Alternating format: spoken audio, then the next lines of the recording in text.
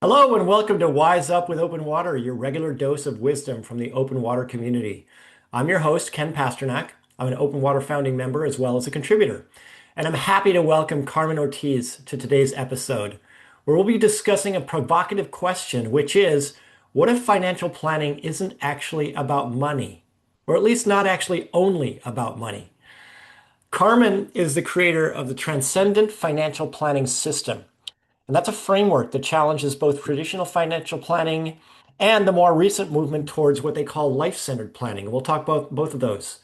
Carmen was certified as a financial planner in 1988, and she spent more than 2 decades helping clients navigate financial decisions before concluding that even the most comprehensive approaches often fail to address the deeper questions that people are really trying to answer.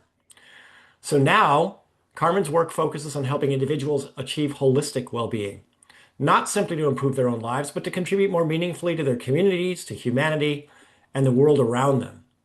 So this should be a big and weighty and meaty conversation. Carmen is joining us today from Colombia. Carmen, welcome and thank you for joining me. Well, it's a pleasure. It's a pleasure to be here. It's a pleasure to be a member of this beautiful organization that I just recently joined. And I truly appreciate the opportunity to have this conversation with you. Thank you. And I love the fact that open water is becoming not just national, but international. We've spoken with folks in Canada and now folks in South America. It's really a wonderful movement. I would love to start with something I talked about in my introduction, which is that you spent more than 2 decades as a financial planner, and you ultimately concluded that something important was missing. I'd love to hear a little bit about how that realization came to you, and then also what was missing. Oh, well, I want to answer with a story. And Okay. here's the story. So an individual comes to my office for financial planning, comprehensive financial planning, which is what I offered at the time. And he asked me, he had a question, and the question was, Carmen, can I retire? Can I afford to retire? Am I ready to retire? That was his Hmm. question. Hmm. And I said, okay, so let's do a retirement analysis and let's figure it all out together. And I asked him for all of his information because it's like what I was engaged in was comprehensive financial planning. And he gave me all of it. And when I say all, I'm talking like all, you know, and a whole inventory. And so I did the analysis. And when I start doing the analysis, within 5 minutes, typically analysis takes, a couple of days. Within 5 minutes, I knew he could have retired like 20 years before. Hmm. In fact, an analysis wasn't required to Ah, answer his question, to answer his question.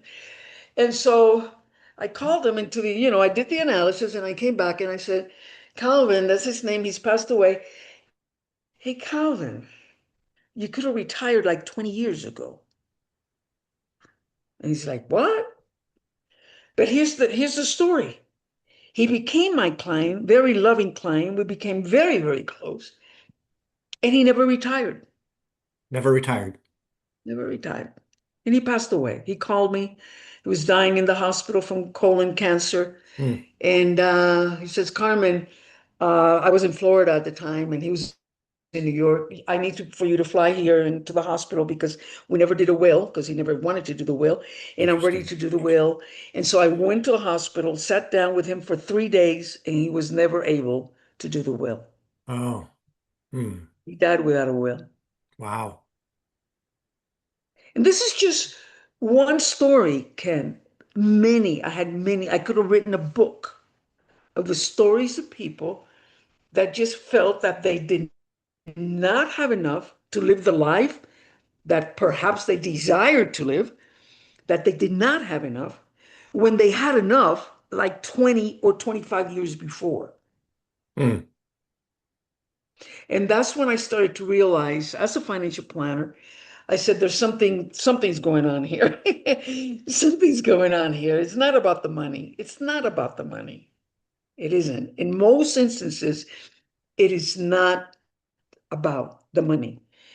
And then, right, and then I learned about George Kinder, and Okay. you're going to ask me a question about life center financial planning, perhaps. And I learned, I said, wait a minute, it's about life. It's about self-knowledge. It's about childhood traumas around money.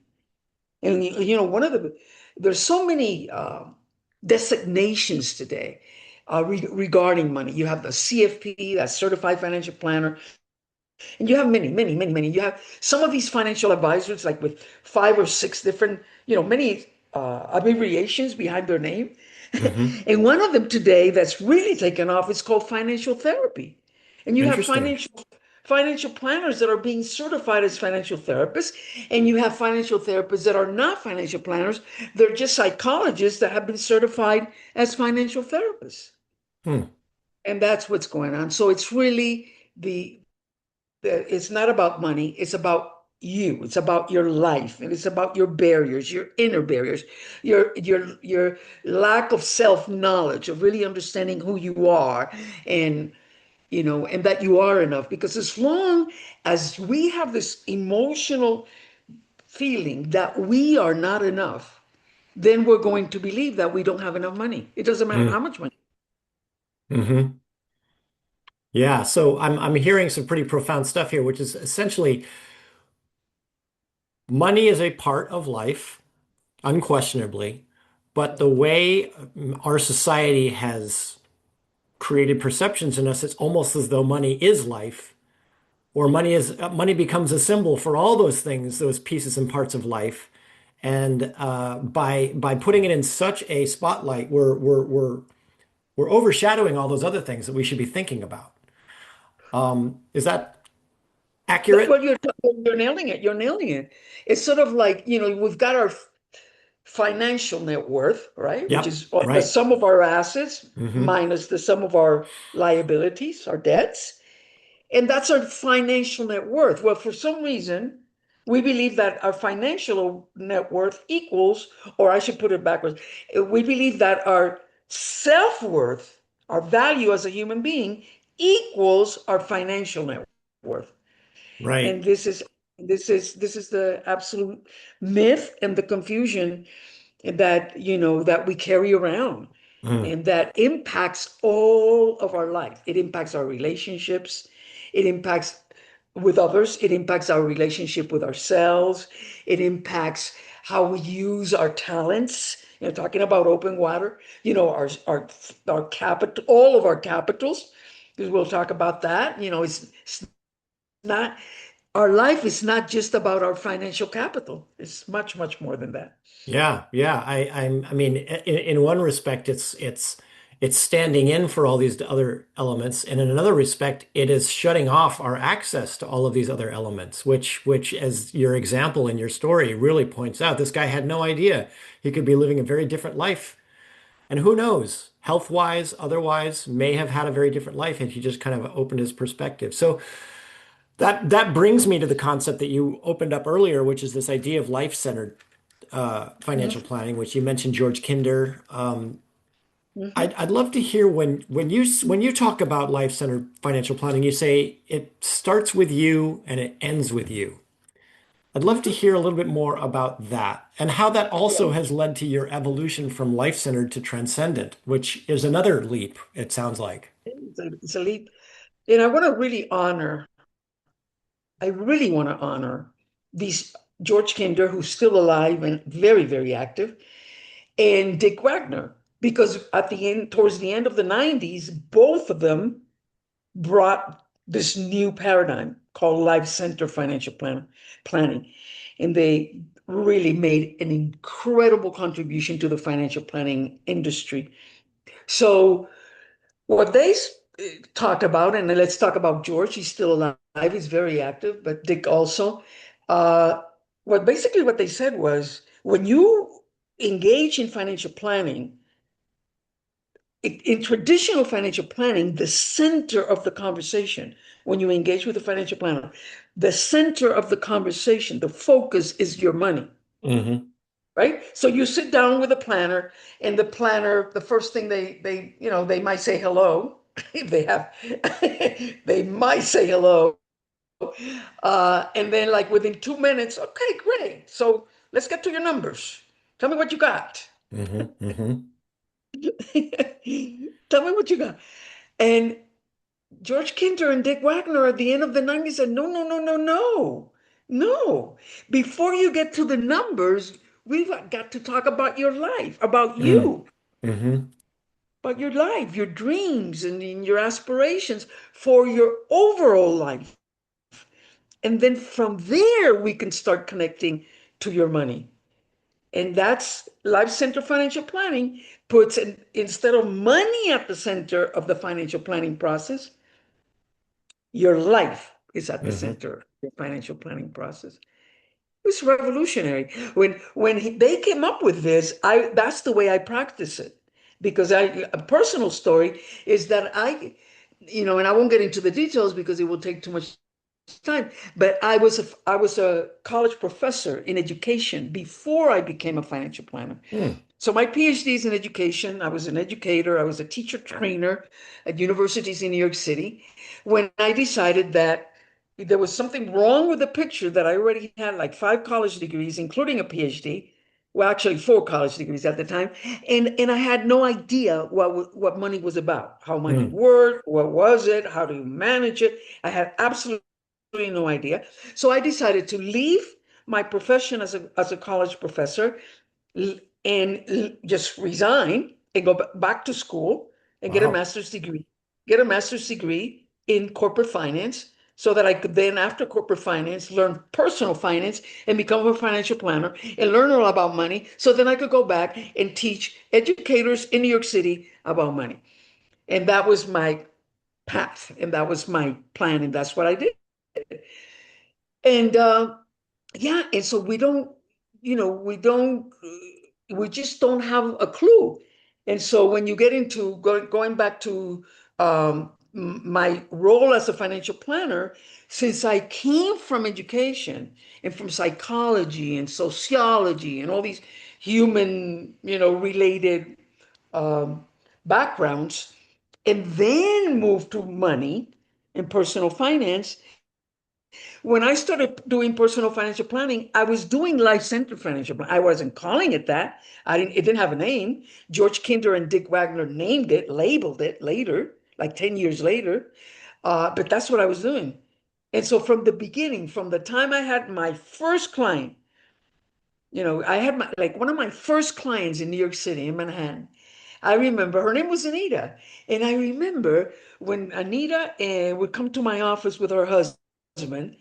Within 10 minutes of our conversation, she needed to have a restroom break. She needed to go to the bathroom, Hmm. restroom break. And I Yeah. would say, Anita, what's going on? She just would get so nervous talking about her money that she would just have to go to the bathroom. Mm. And I kept on, and from the beginning, I said, wait a minute, it's money, how it connects to emotions and to our mind, and how it impacts our body. And from the beginning, I started making those connections. So when George and Dick came with I've Center, I said, yes, they leveled it. That's exactly what it is. And they completely revolutionized the financial planning industry. And that was what I was practicing. I'm like, yeah, that's exactly it. So that's a wonderful history, and I want to talk about the present in just a minute. But I want to share an analogy with you that came to me as you were talking, which is, when you think about medicine, there's Western medicine and there's Eastern medicine. Western medicine is about treating the symptom, Eastern medicine about treating the system or even the ecosystem. Now, I'm totally oversimplifying this, and some members who hear this might disagree with me, but I think of allopathic medicine, the MD type of medicine, is really being symptom-based, very empirical, very evidence-based, of course. And then there's osteopathic medicine, which is a step away. It's more holistic. And I think of like this life-centered financial planning as being a little bit more like osteopathic medicine. It's about mind, body, spirit, not simply symptom. And then there's Eastern medicine. And I'm thinking about transcendent financial planning as maybe moving more towards the ecosystem, right? All of the things that orbiting around. This is totally oversimplifying, I'm sure. And again, some people may not necessarily agree with that analogy, but I'd love to hear how you made that leap from sort of the idea of the life-centered to transcendent. Yeah. So, like everything, when you're an entrepreneur, and financial planners are entrepreneurs. It really is all about the entrepreneur, Right. right? My evolution. And Hmm. as I evolved in my own consciousness towards, and this happened in like over the last, I would say, 8 to 9 years, has been my greatest transformation as a human being. And I've been in personal transformation, personal growth and development myself pretty much all my life. But the last like 9 years, wow, that has been my deepest, most profound personal transformation in my own evolution. And so what happened was I moved from, I would say started to move around 7 years ago. I moved from the, what I call now, the egocentric success paradigm. Hmm. Imagine that 8 years ago, I launched a company called the Holistic Success Academy. I launched it, Hmm. right? And right when I launched it, I was starting this evolution. And within 6 months, I closed it. I'm like, no, that is not it. That is Mm. not it. I have my business cards, I have my website. No, no, no, no, no. I had to shut it all down. Why? Because the holistic success concept that I was promoting in the world is the holistic success concept that exists today, which says that I deserve to be happy. It's just a sex paradigm. It's the happiness paradigm, right? Hmm. I deserve to be happy. And so I'm going to take care of myself, and I'm going to take care of my body, and I'm going to take care of my mind and my spirit and my emotions and my relationships and my money so that I can be happy and I can live the life that I want to live. Hmm. And that's what I was calling holistic success. And I built an academy to teach that to people. And then I realized that wasn't it. I'm like, I'm teaching the wrong thing. That's not it.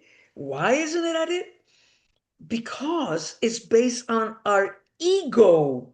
It's all based on I'm first, my Mm. happiness is first, and my happiness is second, and my happiness is third, and it's me, me, me, me. Hmm.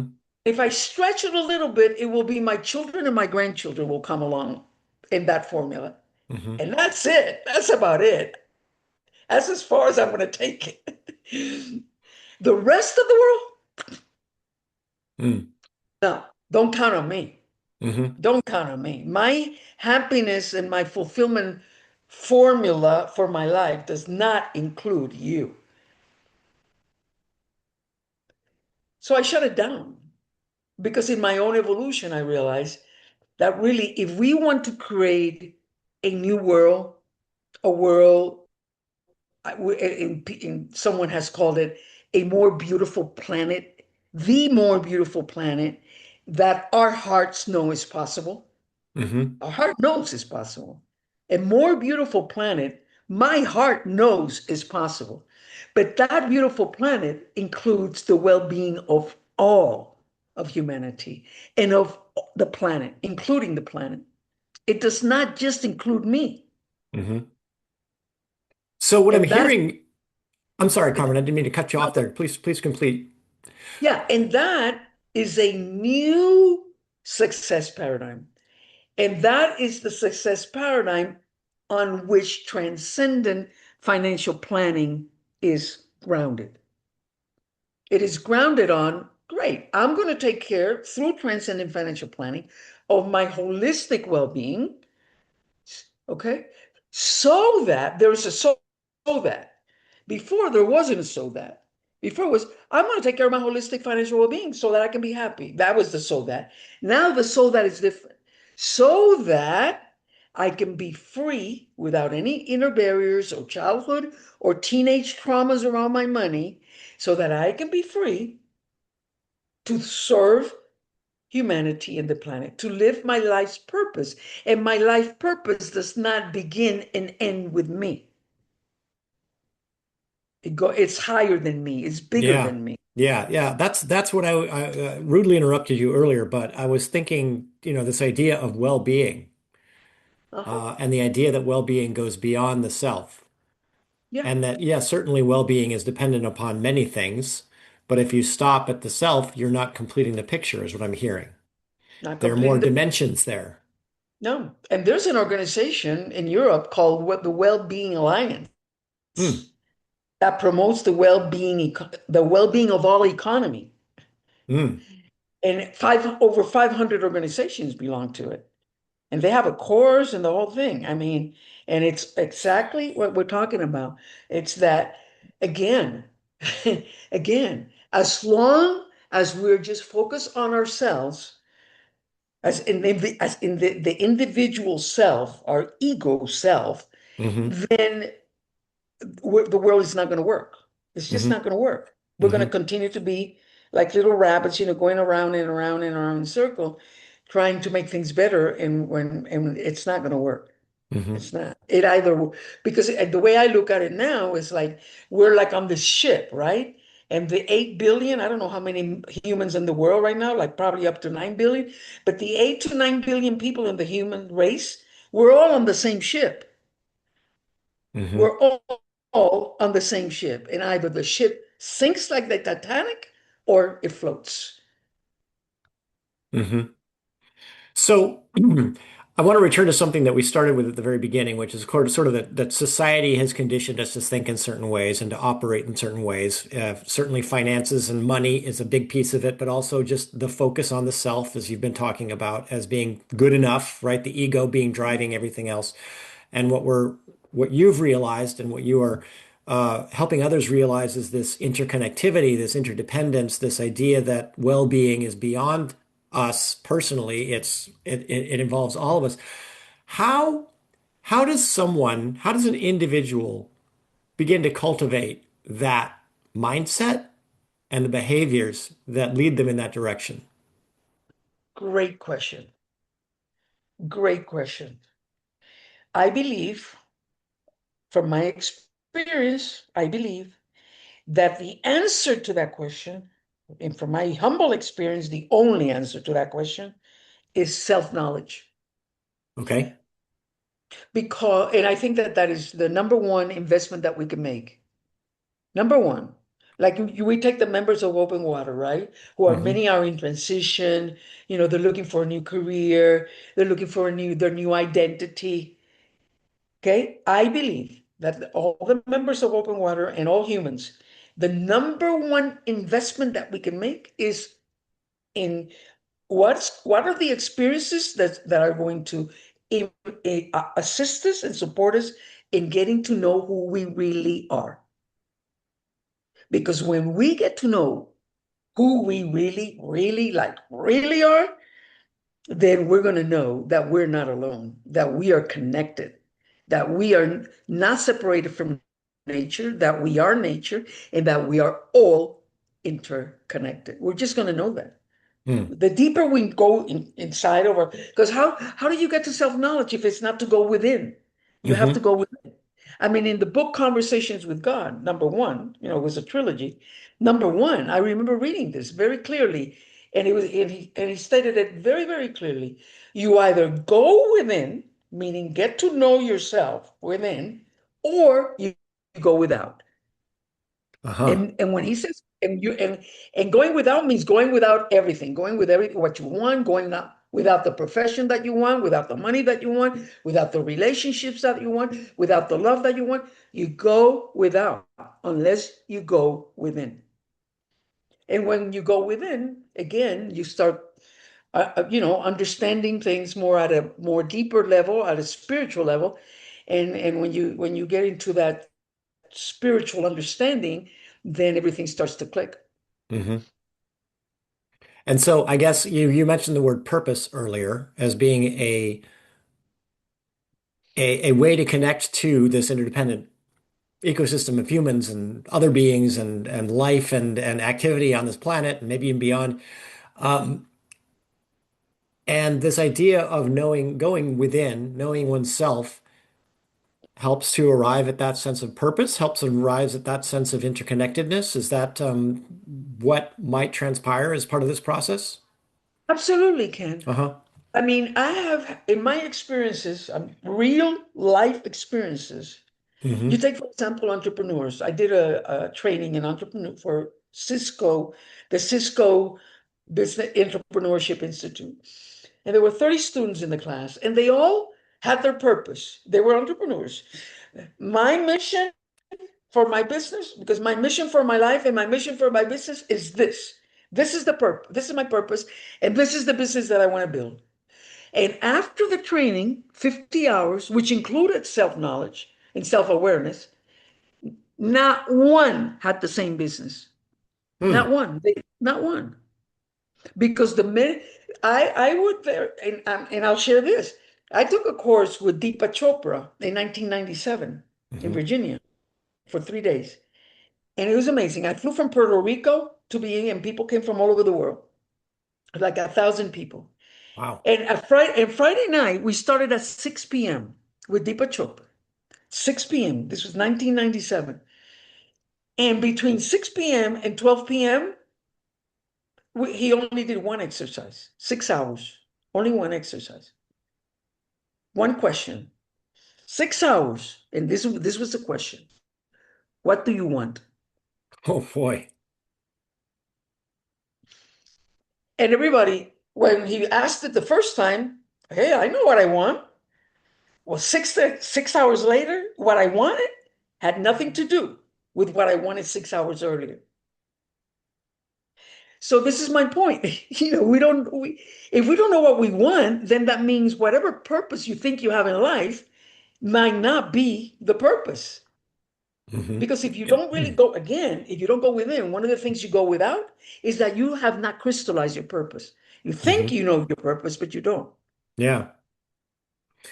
That brings up a concept that I've heard from you also, which is you mentioned the economy of well-being, those groups in Europe that are working towards, this kind of consolidated or collective well-being. You've also used the term solidarity economy. Mhm, mhm. And that's not a term that often people would put together, economy and solidarity together, right? And this idea Yeah, of like yeah. money and financial planning. Tell me a little bit about that. What does that mean to you? And how does transcendent financial living lead to potentially more of a solidarity economy? Yeah. Again, it's the same theme. No, it's the collective will, not the individual. It's moving from the individual well-being to the collective well-being. That's one. The other is as an economic system, a solidarity economy, that the decisions are made democratically. Hmm.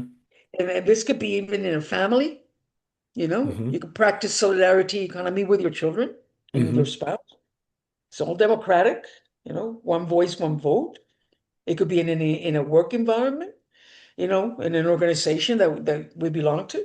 I've noticed some solidarity economy concepts in open water as an Oh yeah. organization, I think of it as a right? great example of that possibility for sure. Mhm. Yeah. And it's all looking for the well-being of everyone that is involved in that system that we're working on, whatever system it may be, a community organization, a corporation, a government, a department, wherever it might be. Yeah. So, if you think about that notion of the solidarity economy and the idea that we're in this together, we're interdependent, I think open water is a great example of a model that's trying to realize that at a grand Mhm. scale. And you compare that to traditional definitions of success, which are usually focused on the me, usually focused on the dollar sign or the euro sign or the yen or whatever currency you're focused on. There's some friction there. But it sounds like from my conversations with you that you're seeing cracks appear and you're seeing some light shining through, and that these traditional definitions are beginning to perhaps become less governing than they used to be. That ideas and models like open water are becoming more regular. Do you have evidence of that? What are the kind of ideas can you think of that show us that the solidarity economy is a possibility? All of the organizations, such as Open Water, all of the organizations, hundreds of organizations that are being created, that have been created over the past few years, particularly post-COVID, over, let's say, over the last 5 years, Hmm. uh, all of the organizations all over the world that are bringing people together with this concept of the collective well-being as opposed to individual well-being Hmm. and the democratic processes, governance, you know, shifting governance to democratic governments, not top down, not top down. Um, yeah, communities of practice, the eco villages that are popping up all over the world. Hmm. I'm creating one. I'm creating one called Balam, the Transcendent Financial Living Community, where people are going to come together to practice, um, to embody the transcendent financial living principles, and will practice transcendent financial planning. And yeah, so I definitely, there's a crack. And the more things that happen, like example, Yep. wars, Hmm. example, right? And all of these conflicts between people and Hmm. families being broken up because of political views or whatever, the more all of that chaos is happening, the more new organizations are popping up that present the opposite or Mm. present an alternative. Wonderful. Wonderful. And I'm sure there's a lot of thinking about that within our own community here. I was glad you mentioned Balam. I think that's an exciting development that you're personally involved in. I see things like that. My association with Modern Elder Academy has something kind of similar in Baja Sage. It's kind of it's a co-living community where there's a lot of sort of shared investment and shared interest in the land, the welfare of the community, the welfare of the individuals, but it's all interconnected. And I do see that happening. I see universities actually as being places where people who are retired are wanting to move closer to universities because they have access to knowledge and people and connectivity and things that go well beyond dollars and cents to enrich their lives. Yes. Yeah. And now another way to talk about it or to look at it is that more and more every day we are engaging in the conversation of human capitals that go beyond financial capital. Hmm. And this Yeah. is really important for open water as well, for the members to realize that they have, and I mean, and that's what brings them together. That's the core really of the organization, which is the capital, the experiential knowledge and social capitals that they have and Yes. that they bring as members to the organization. Hmm. And so we need to start looking at, there's really like eight capitals, and we just basic eight capitals, core capitals. And we focus really just on financial capital. But we've got, Hmm. again, spiritual capital, social capital, experiential capital, knowledge capital. Hmm. And that's what we need to focus. And we might feel like we're poor. Oh my God, I am living such a poor life. But when you start looking at all the elements of wealth or all of the capitals that you do have, I am an absolutely rich person with so much to offer to the world. Hmm. Whereas someone who maybe secludes themselves and just rakes in the money and builds up the bank account may not have any other capital to speak of. It's not a life. Exactly. Yeah. So a Exactly. lot of new ideas here for some of our community, maybe a lot of our community. What is a practical step or maybe way of thinking that some of our members can take to begin moving towards a more transcendent approach to life and money? Hmm. Well, I have to tell you, Ken, I mean, really, there's really no other way. There's just no other way. In Okay. my humble, I mean, based on my experience, I'm going to be 78 years old. I've been an entrepreneur since 1986. Before that I had my PhD and I was a college professor training teachers. And I've been in personal evolution, personal and spiritual evolution since 1998. And I told you, our personal growth and development is spiral. It's not linear. It's spiral. And it goes around and around, and you have these phases, and then you go back and you forget all about it. You come back down and you get depressed, and you say, no, no, no, wait a minute, you go back up. So, but the last 8 years has been my most profound transformation.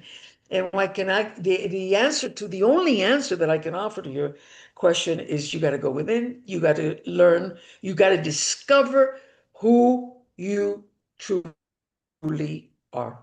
Hmm. Let me give you an example. Values. Hmm. If I ask the members, give me your 5 core values, all members of Open Water, give them to me. What are your 5 core values? I can guarantee they will write down the 5 core values, and then after doing inner work, that's another way to call it, inner work, and growing in their self-knowledge, their 5 values will be different. Mm. And how do you move? How do you move towards what is it that you want to do with your life? What is it that you want to do with your money? How do you want to express yourself? What do you want your livelihood to be? If you don't know what your values are because you don't really know who you are. Hmm. Hmm. Yeah. Big questions, but worth asking, right? Because they lead to these moments, this growth. I also, I just want to go back and appreciate the idea of the spiral that you talked about because it's this notion that this is not linear, even though time is somewhat linear, at least from our perspective. The experience is not. The experiences can be circular, they can be spiral. And I see, not everyone who listens to this podcast will see your logo, but you've got a pretty prominent spiral right there in your logo. Mhm. And that helps me understand kind of what we're Well, talking about here. yeah, this is super good, cool because some people think, or maybe most people think, no, I already did my personal growth and development training. Hmm. I took a course in Landmark Education Corporation. Right? I don't know if you've heard of Landmark. Sure. I took I Yes. went to I went through all the courses in Landmark, all the way through leadership or any other organization. Or I hired a coach and I paid him $50,000 help me with my through coaching, personal coaching. So I'm done. So Hmm. I'm done. I've done my personal growth and development. If anybody says that, they're absolutely not done. Hmm. Absolutely not done Right. because it never ends. It Right. just never ends. And if you close yourself and you think that you've ended your personal growth and development, and you do know who you are, and therefore you don't have to go within anymore, you don't have to meditate, you don't have to do mindfulness training because you've already done all of that, then you absolutely have to do it Mm. because you're on the wrong path. Hmm. So these different programs can be effective in their own ways, but they are not the end of the road. They are simply a periodic development stage. Are you kidding me? I took all of the Landmark Education Corporation courses, all of them, all the way through leadership in 1988 Hmm. and 89. And then by 19 wait a minute. Then by 1995, 6 years later, I was hiring one of their trainers as a personal coach, Uh-huh. personal and business coach for 19, and that was in 1995 for $250 an hour. I Hmm. paid him $60,000 to Wow. coach.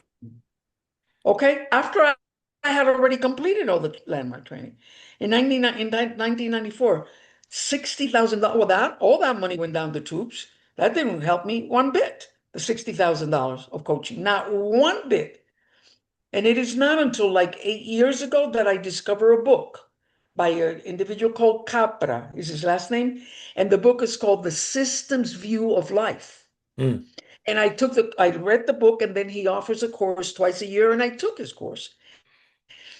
And he's a very older man. I think he might be retiring soon, but he's still teaching the course. He's got a community, a global community.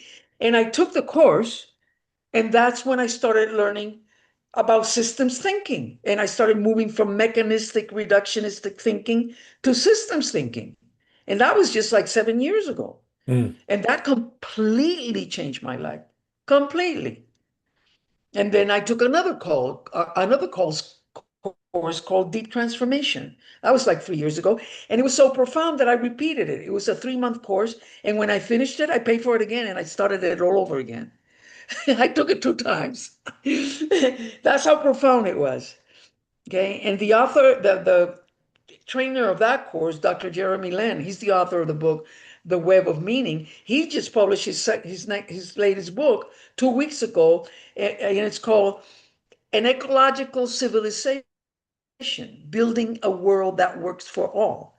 And Mm, so now I'm reading that book and I'm hmm learning, and in other words, I'm going to be 78 and I'm going to last, I think, till I'm 125.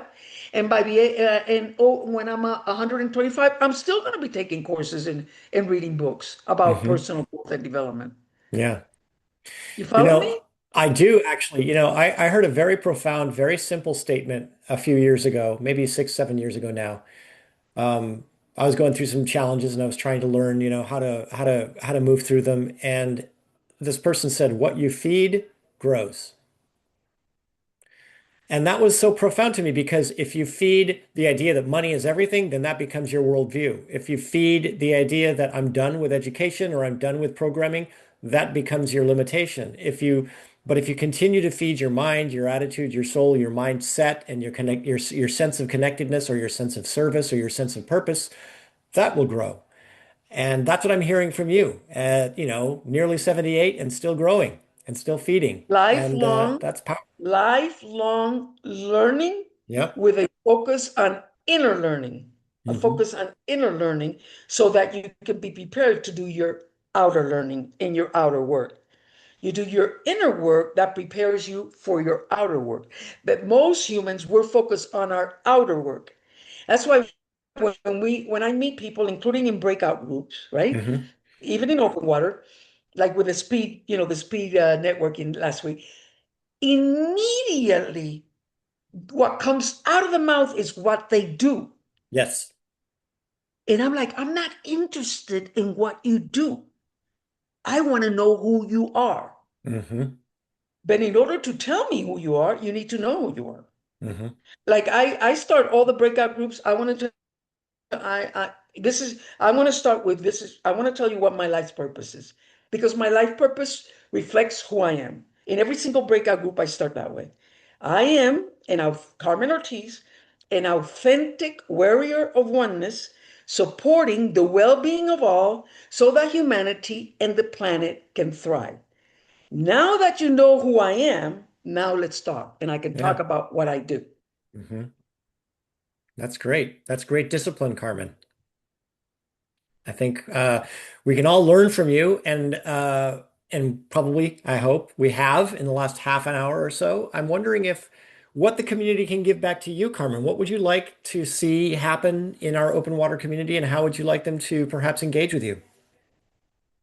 So, I love this get and give, hmm but it's really like two sides of the same coin, I Uh-huh. think, Uh-huh. right? Two sides of the same coin. So, what I want to get is I want to get to know the members of Open Water. hmm And what I want to give is I want Open Water members to get to know me. That's what I want to give. That sounds like a very fair exchange of value that will make you and the people who engage with you much better off, I think. So how Well, can there people you get in touch go. with you, Carmen? What's the best way for people to engage with Carmen Ortiz or with Transcendent Financial Living? So I'm going to make an invitation. Here's a gift to everybody that's listening, a very specific gift. Um, if you go to transcendentfinancialliving.com and you scroll down a little bit on the homepage, you're going to see a video that's my life story, sort of like my hero's journey video, where I share my hero's journey as a financial planner. You can skip that. But right below it, there's a free webinar presentation that is 1 hour, and you don't have to sign up, you don't have to give me your name and your email or anything like that. You just click and start watching, and if it resonates, watch it to the end, and if not, give it a couple of minutes and see what happens. And that's my invitation, that's my gift. my gift, not my gift, my gift and my gift, Yeah. that presentation. Yes, so Wonderful. you go to transcendentfinancialliving.com, right on the home page, there's a video, it's a 1 hour video. You just click, you start watching it, and if you like it, you keep going, and then you send me a message on open water and let me know that you watched it. Wonderful. I'll be doing that myself. Thank you so much, Carmen. Well, I want to really thank you, Ken, and Open Water for this beautiful organization that you're all building. And just to know that anything that I can do to contribute it and make it more impactful and more joyful for everybody, that's what I'm here for. Well, you certainly contributed today. So thank you so much. Thanks for joining the content that we're sharing with our learners. And I really look forward to meeting you in person, perhaps at the summit. There you go. I will do my best to get from Colombia to, I think it's San Francisco, right? I think so, yes. Yeah, in December 7th Hmm. and 8th, I think. That's, All I think you right, have it very right. good then, Ken. You be Thank you, well. Carmen. You take care. You Take care. too. Be well. Thank you again.